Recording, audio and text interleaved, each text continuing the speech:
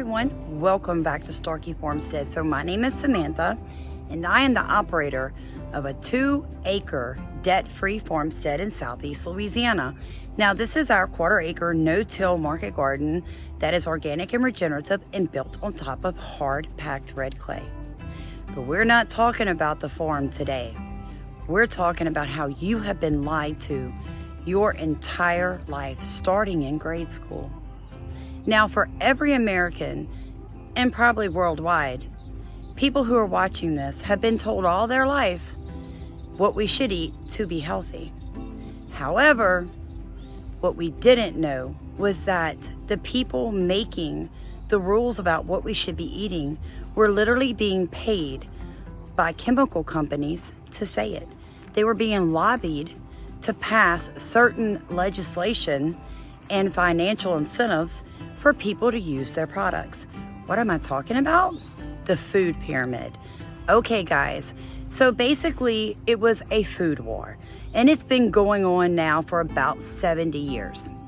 And it all comes down to, from what I'm gathering, this is how I see it.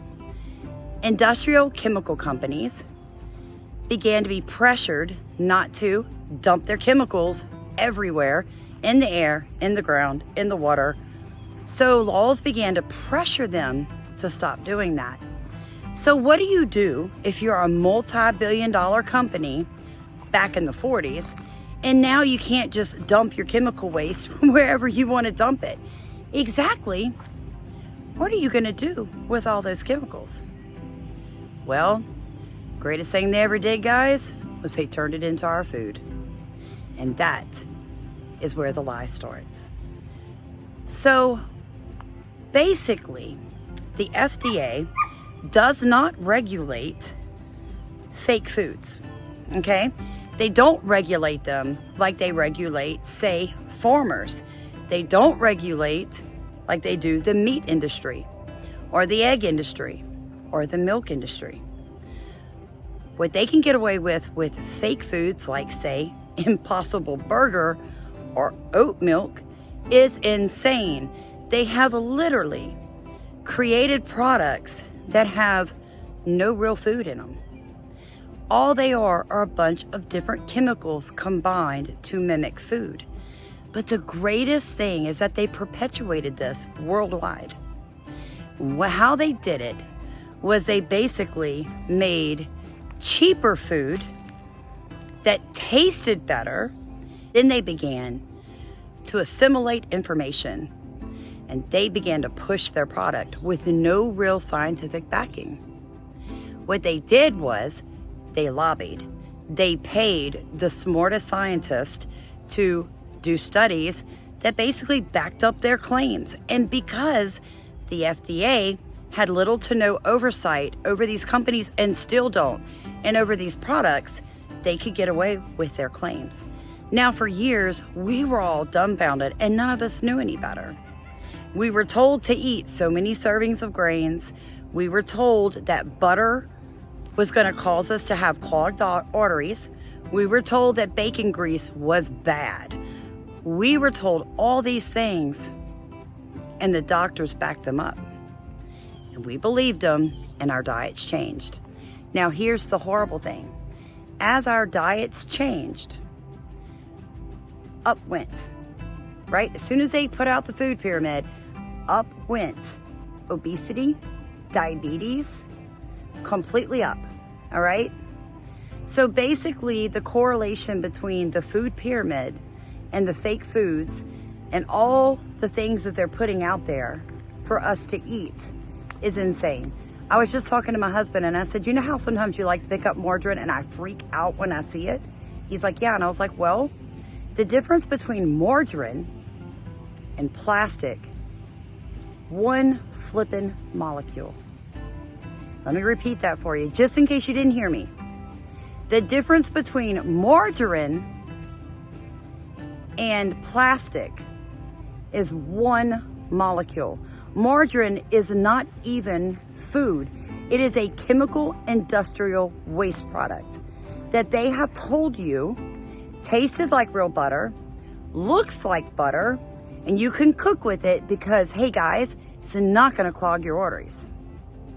So I just told my husband, I said, you know basically what this tells me? That there literally is not one processed food out there. There is literally not one plant-based food out there that is actually healthy for you. So here is the whole point of this video. The least processed you can get your food, the better you are. What does Sam mean by that? Guys, if you want to make fried okra, don't buy frozen fried okra from the store anymore, because the chemicals they add in, the additives they add in, is where the danger comes in. If you want fried okra, well, here's what I do. I fry up some bacon. Put the bacon on a napkin to drip dry, right? Keep my grease hot. I buy non-bleached flour. The least processed is the best. I cut up my fresh organic okra. I roll it in my batter and I fry it in my bacon grease. Now I know what some of you are thinking. Sam, that is so bad for you. Actually, it's not, because guys, vegetable oil is not vegetables. It's actually seed oil. And it, for real, is the byproduct of commercial industrial waste. That's insane. So we have been feeding ourselves chemicals for 60 plus years in America. In fact, it is a real thing that we have the worst food in the world. My daughters just moved to New Zealand, and one of the things they said that really surprised them was how different the food there was from here. There are things in New Zealand that they can't get their hands on that you'd find on every shelf in America, because New Zealanders aren't going to put up with it. The food is more expensive, but cheap is not always better. Now, the scary thing is that as the food pyramid came in, and as we came out of all these world wars, and as the USDA stepped up and said, get big or get out, in the grain wars and saving Russia back in, I think it was like the 50s and 60s, what ended up happening was the United States government, the USDA, subsidized industrial farms because, you know, get big, get out, closed down a lot of small farms, family farms. So now everybody's growing the same basic crops: corn, wheat, soybeans. So when all of a sudden the food crisis in the 60s settles down, what do you do with thousands and thousands of acres of corn, wheat, and soybeans? These big industrial farms were lobbying too, and they still wanted their money. And now there's no money to be had. So what do they do? Well, guys, in comes all the corn syrup, all the oils, push, push, push. They had to find ways to turn those waste crops that were basically not going to make any money, except the USDA bailed them out with subsidizing. So they kept planting and the chemist kept creating. And this is what we have now. We have school food lunches being sold to our children that come from places like Tyson and these other large commercialized factories. But it's the same people that supply food to prisons and hospitals. And if you've ever had either of those, you know how subpar that food is. That is what they're feeding our children. And there is a direct correlation between a child's IQ and behavior to the food they eat.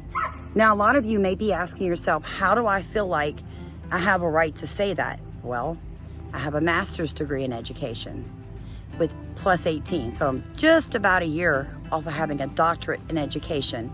And I have 4 specialty areas: special education, regular education, early childhood, and English as a second language. So when I tell you that I am correct about the studies correlating food additives, and chemicals to how children learn, behave, and react, I'm being very serious. Guys, autism used to not be here. We are dying at a younger rate than we ever have before in this country. Obesity is off the chain. But look at the food pyramid and look at what they encourage us to eat. Let me tell you something. Take control of your own food. Even if you can't grow it, find a farmer near you. I've told y'all 1,000 times. You have a doctor, you have a mechanic, you most likely have a vet. But do you have a farmer? Because guess what? You wouldn't really need the vet or the doctor if you had the farmer. Having just looked at the food pyramid, this would be considered a less than ideal lunch for me. All right, so what you have here, 2 types of squash. You've got organic garlic, you have organic okra. Both the squash are organic, obviously. They were grown here on my farm, and it is being fried in a cast iron skillet in, you ready for this, guys? Bacon grease and water. Oh my gosh. Sam's cooking in bacon grease. This, however, is a food that the USDA food pyramid would prefer me to eat. Food that has all of this added in and something, okay, look at the 2 ingredients at the beginning. Whole grain wheat, sugar. When you're reading ingredients on a label, the first one listed is the main ingredient. It's got more of it in there, okay? Contains 2% or less of brown rice syrup, gelatin, BHT for freshness, then vitamins and minerals. All right, so by USDA standards, this is better for me, right, than this. So while my heart attack causing organic vegetables are cooking, we're gonna have a discussion. Okay, so the food pyramid is literally a product of post-war America, okay? It's basically goes back to get big or get out agriculture, all right? So, you know, America saved Russia when they were going through a wheat and grain crisis. Well, we made a big payday from that. This is back in the early 60s. From that, we began to subsidize farmers to grow grains. We began to push it really heavy. We had a United States agricultural leader who basically screamed and hollered, get big or get out. And so small farms began to consolidate, making large agro businesses. All right, you're getting where I'm going, right?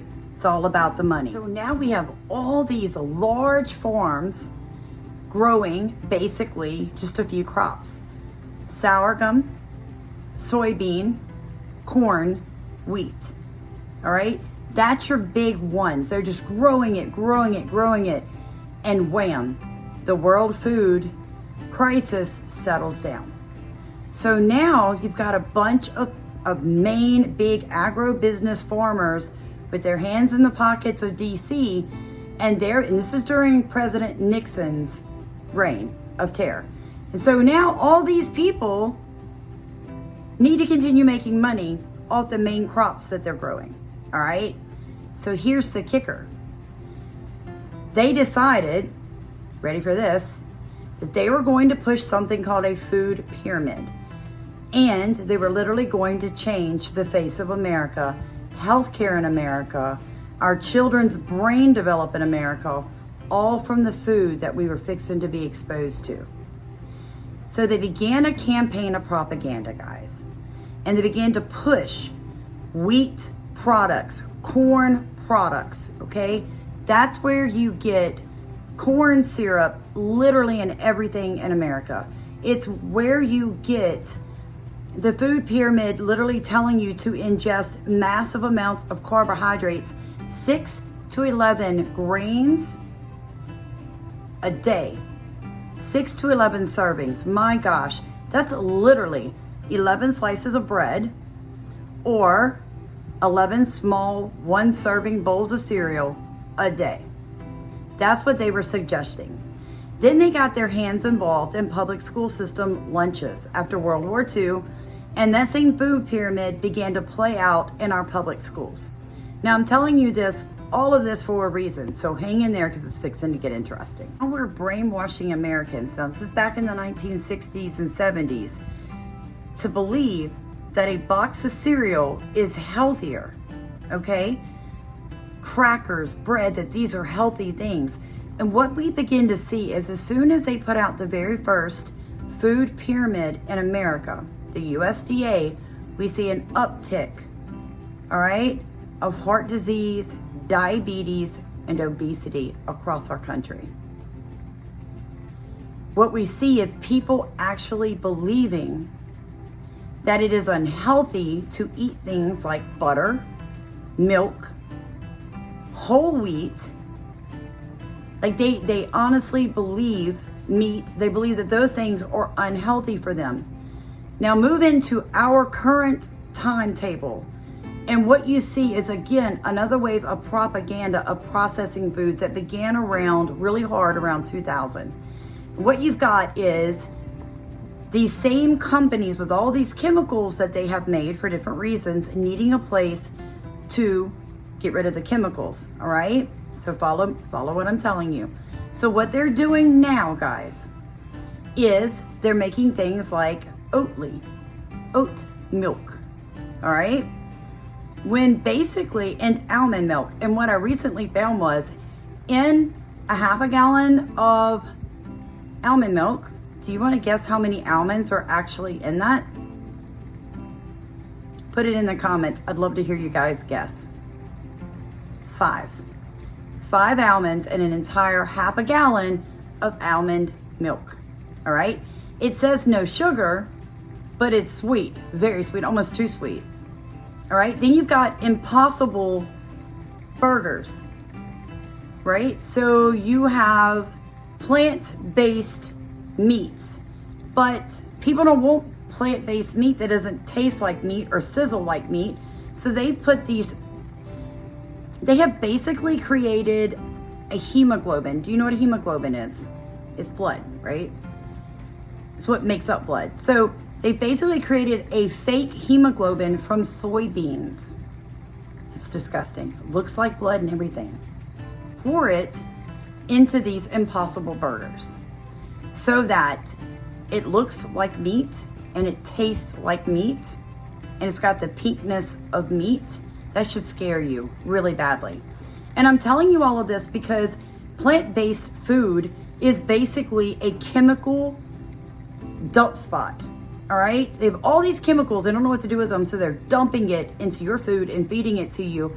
And now they're starting another propaganda war, basically saying that cows, real meat, real beef is bad for the environment.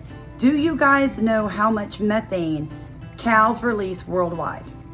Of all the methane gas that's being released, how much cows actually release? 7%. Wetlands across the world release 20%. All right? The chemical company facilities making the chemicals to actually make your Beyond Burger, Beyond Meat, fake meat, plant-based meat, actually puts out like 33%. Now, the reason that they're selling you all of these products and telling you, connecting it to the environment, connecting it to the humanity, pulling on your heartstrings, telling you, oh, don't kill the animals. We can provide you with food just as healthy. Guys are doing it for one reason and one reason only: money. It is all about money. All right? So it comes down to the fact that they'll tell you that gardening and farming and ranching is killing the environment, when in all actuality, it doesn't. The way that I farm actually sequesters carbon. The way that I farm leaves a 0 carbon footprint. The way that I farm produces nutrient-dense, organic, natural foods. This is medicine. So when you eat this kind of medicine, when your animals eat this kind of medicine, they don't need doctors, they don't need vets, I don't need their inputs to grow this medicine, okay? Because the animals grow this medicine as well as eat it. When we begin to pull out of their system of money, we become a real threat to the power that is, the power that be, okay? Because it is all about money.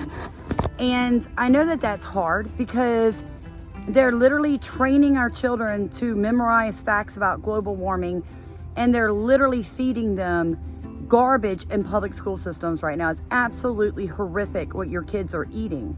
And go back to the beginning of the film and remember what I told you. There is a definite correlation between what a child eats, their IQ, and their behavior. So Americans are literally dumber than we've ever been in history. And that again is a provable fact. Our IQ overall has gone down. Our life expectancy overall has gone down. 1 out of 3 people will die of some horrific cancer before they're 60 years old. Why? Because everything we put our hands on has man-made chemicals. So if you're buying those same man-made chemicals to grow your food and they are telling you, and I have had people get furious with me, where's your evidence that Miracle Grow causes cancer? Guys, there's lawsuits going on right now because of that. Glyphosate is deadly. Okay, you have got to stop buying their products. When did we ever believe that sugar and crackers and bread were better for you than eggs and bacon and squash? I mean, what it is that they can't make money off of you if you can grow your own food. If you support local farmers and the money is staying locally, the big people that want all the money can't get it. Okay? So that is what this video is about. You just have to realize that to make, this is the craziest thing, to make oat milk, it only costs them, and I am not joking, do your research, less than $1 to make a half a gallon of oat milk. Okay? It takes a rancher like $4.50 something cents to get that half gallon of milk to you, real milk. Yet oat milk costs more. Why?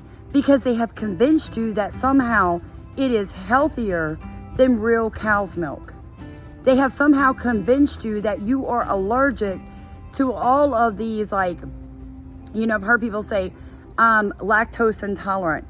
I am gluten intolerant. Guys, I don't believe that. I don't. I believe that, again, is just propaganda. What you're probably allergic to or having problems with are all of the additives they're putting in those products. But see, it's all a connection. All these medical, farming, the USA, it's all connected. It's all the same people with their hands out taking your money. So I wanted to tell you, they have been lying to you all of your life and all of mine about the food that we eat. My great-grandparents are probably going to have lived longer than I will because of the foods that I've eaten. My mom and dad are now almost 81 and almost 82, and they are in great, great shape. But for the majority of their life, and still today, they ate fresh, organic foods and meats. My dad never wanted sugary cereals in the house. My dad never wanted corn oil and vegetable oils in the house. He never did, because he knew. He worked in chemical plants all of his life, and he knew what they weren't telling us. Guys, it is time to take back our true independence and our health. Heal yourself. If you cannot grow your own food or your own livestock, find someone locally who does, who doesn't give them antibiotics and wormers and all these vaccines. Try to get as away from as many chemicals as you can. God bless you. Thank you so much for watching Starkey Farmstead. And if you watched all the way through, welcome to being free.